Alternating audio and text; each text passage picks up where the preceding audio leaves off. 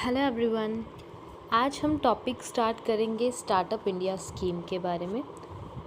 Look at the tool kit 3 where it is explain what is startup India.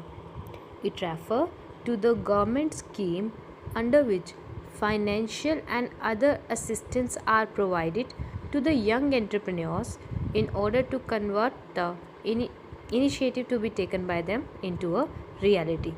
It means startup India government के द्वारा शुरू की हुई वो स्कीम है जिसमें गवर्नमेंट कई तरीके की फाइनेंशियल असिस्टेंस भी प्रोवाइड करती है और अदर असिस्टेंस भी प्रोवाइड करती है.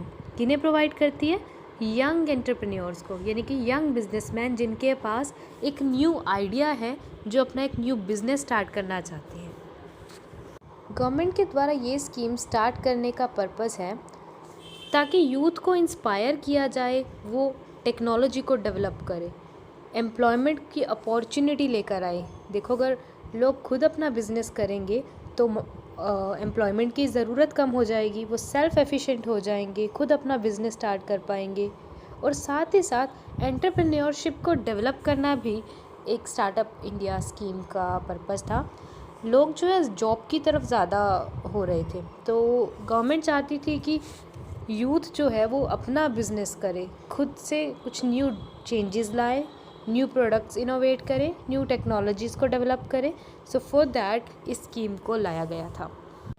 And to take advantage of this startup India scheme, one need to follow some conditions which are as follows. First condition is the registration of business should be in any one of the following form. या तो वो business private limited company होनी चाहिए, या partnership firm होनी चाहिए, या फिर लिमिटेड लाइबिलिटी पार्टनरशिप होनी चाहिए. It is necessary to be one of these type of business. Second is more than 7 years in case of general units and more than 10 years in case of biotechnological units should not have passed after the registration or incorporation of the concerned unit in India. यानी कि जो business scheme के under आ चुका है, अपने आप को register करवा चुका है या स्टार्ट कर चुके हैं बिज़नेस, उसे अगर हम नॉर्मल यूनिट्स की बात करें तो 7 years से ज़्यादा नहीं होने चाहिए. अगर 7 years से ज़्यादा टाइम हो चुका है तो वो इस स्कीम का बेनिफिट नहीं ले सकते हैं. और बायोटेक्नोलॉजिकल यूनिट में 10 years से ज़्यादा टाइम नहीं होना चाहिए. Third is in any financial year the turnover means total sale should not exceeding ₹100 crore. Turnover 100 crore से ज़्यादा नहीं होना चाहिए. Fourth one is the business should have established with the aim of developing a new process, thing, service और bringing about an important change in the current process, thing और service. It means जो भी इस business इस scheme के under establish हो रहा है उसे कुछ न्यू लाना है, कुछ न्यू आइडिया होना चाहिए. वो न्यू आइडिया चाहे तो प्रोसेस से रिलेटेड हो, न्यू आइडिया चाहे वो एक नई थिंग से रिलेटेड हो, या एक नई तरीके की सर्विस हो, या फिर जो ऑलरेडी एग्जिस्टिंग ये चीज़ें हैं उनमें एक इम्पॉर्टेंट चेंज लाने वाली ऐसे आइडियाज़ होने चाहिए. उन्हीं आइडियाज़ को सपोर्ट किया जाता है. इनडायरेक्टली ये कहा गया है कि इनोवेशन होना चाहिए, जो भी बिज़नेस यूनिट है उसमें कुछ नया होना चाहिए. Fifth is the business should not be the result of splitting और reconstruction of some current business units. ऐसा नहीं होना चाहिए कि जो बिज़नेस है वो स्प्लिट यानी कि 2 हिस्सों में बट जाना, अलग अलग हो गया है, या ऑलरेडी जो एग्जिस्टिंग बिजनेस है बस उसको रिकन्स्ट्रक्ट कर दिया गया है और फिर स्टार्टअप इंडिया स्कीम का बेनिफिट लेने के लिए. ऐसा नहीं होना चाहिए. It is not acceptable. Now let's read the features of startup. First feature is innovative development. Innovative means कुछ नया लेकर आना. स्टार्टअप का पहला इम्पॉर्टेंट फीचर ही यही है कि जिस एंटरप्रेन्योर के पास कुछ नया आइडिया है, चाहे वो नया प्रोसेस हो, नई थिंग हो, नई सर्विस हो, या फिर ऑलरेडी एग्जिस्टिंग जो ये चीज़ें हैं उनमें एक इम्पॉर्टेंट चेंज लाना हो, इनडायरेक्टली इनोवेशन लाना हो. इस बिज़नेस का पर्पस इनोवेटिव डेवलपमेंट होना चाहिए, मतलब कुछ चेंज लेकर आना. Second is nurturing entrepreneurship. Startup scheme जब ये लाई गई थी तो ये यूथ को ध्यान में रखकर लाई गई थी. यूथ जो है वो यूजुअली रिस्क लेने से डरता है, नए नए बिज़नेस स्टार्ट करने से डरता है, क्योंकि रिस्क ज़्यादा होता है न्यू बिजनेसेस में. तो उनको एनकरेज करने के लिए स्टार्टअप स्कीम को लाया गया। इसके लिए यूथ में इस चीज़ को लेकर अवेयरनेस लाई गई। एंटरप्रेन्योर के क्या चार्म्स होते हैं, क्या इंपॉर्टेंस होते हैं, उसको ध्यान में लेकर आया गया।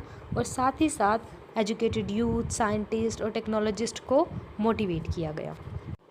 रिलेटेड विद लिमिटेड एरिया, जो ये स्टार्टअप स्कीम है एक लिमिटेड एरिया तक ही रखी गई थी। इसका मेन पर्पस था कि स्मॉल एंटरप्रेन्योर को एनकरेज करना, उन्हें मोटिवेट करना।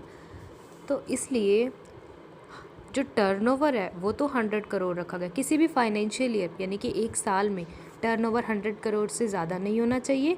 और जैसे हमने पढ़ा था एक कंडीशन भी कि जो जनरल यूनिट्स हैं वो उसे इस्टेब्लिश हुए 7 ईयर से ज़्यादा नहीं होने चाहिए, और बायोटेक्नोलॉजिकल यूनिट को 10 ईयर से ज़्यादा नहीं होना चाहिए इस्टेब्लिश हुए। ये कंडीशन रखने का पर्पज़ ही यही था कि स्मॉल एंटरप्रेन्योर्स तक बेनिफिट ज़्यादा से ज़्यादा जाए। Fourth one is minimum legal complexities. Startup scheme को ध्यान में रखते हुए कोशिश की गई है कि कम से कम लीगल कॉम्प्लेक्सिटीज़ दी जाए। जैसे कि इनमें से एक एग्ज़ाम्पल है, 3 साल तक लेबर लॉ से रिलेटेड उन पर कोई इंस्पेक्शन नहीं की जाएगी। इस लॉ का मतलब ये है, इस कंडीशन को देने का मतलब ये है, जो भी स्टार्टअप स्कीम कर रहे हैं, जो भी एंटरप्रेन्योर्स हैं, उन्हें सेल्फ डिसिप्लिन्ड होना चाहिए। उन्हें अपने आप ही जो लेबर लॉ फिक्स किए गए हैं उन्हें फॉलो करना है। हाँ, बट ये बात अलग है कि उन पर इंस्पेक्शन नहीं की जाएगी, टाइम टू टाइम चेकिंग नहीं की जाएगी। अगर एंटरप्रेन्योर कुछ गलत करता है तो इस केस में उसे पनिशमेंट डेफिनेटली मिलेगी, बट उन्हें एक रिलैक्सेशन दी जाती है कि 3 इयर्स तक वो सेल्फ डिसिप्लिन्ड होकर अपने आप लेबर लॉज को फॉलो कर सकते हैं without any government interference. Fifth one is declaration of financial benefits. कई तरीके के बेनिफिट्स दिए जाते हैं, कई तरह की छूट दी जाती है बिजनेसेस को। जैसे कि अगर स्टार्टअप जो है अपने आप को पेटेंट करवा लेता है, पेटेंट का मतलब क्या है कि उन्होंने कुछ ऐसा इन्वेंशन कर लिया जो उनका खुद का इन्वेंशन था और उसे गवर्नमेंट के थ्रू लाइसेंस करवा लिया। इसका मतलब है कि अब कोई और वो वैसा प्रोडक्ट उस मेथड से नहीं बना सकता, तो उन्होंने पेटेंट करवा लिया चीज़ को। तो पेटेंट करवाने का जितना भी खर्चा होता है उस पर गवर्नमेंट 80% रिबेट देती है। साथ ही साथ इनकम टैक्स में भी बहुत बेनिफिट्स हैं। 3 इयर्स तक लगभग उन्हें कोई इनकम टैक्स नहीं पे करना होता। एंड कैपिटल गेन टैक्स पर भी रिलैक्सेशन है। कैपिटल गेन क्या होता है, जैसे अगर कोई एसेट बेची है और उस एसेट को बेचने से कुछ ह्यूज प्रॉफिट हो गया है तो उसे बोलते हैं कैपिटल गेन, उस पर भी रिलैक्सेशंस हैं। Sixth one is easy registration. To get the registration of a business unit done, this scheme is quite easy. Online भी इस पर रजिस्टर करवाया जा सकता है और गवर्नमेंट की मोबाइल ऐप या पोर्टल पर भी रजिस्टर करवाया जा सकता है। Seventh one is Startup Support Hub. The Ministry of Human Resource Development and Department of Science and Technology, इन दोनों ने मिलकर ये डिसाइड किया कि स्टार्टअप सपोर्ट हब को कई एजुकेशनल इंस्टीट्यूट में इंट्रोड्यूस किया जाएगा।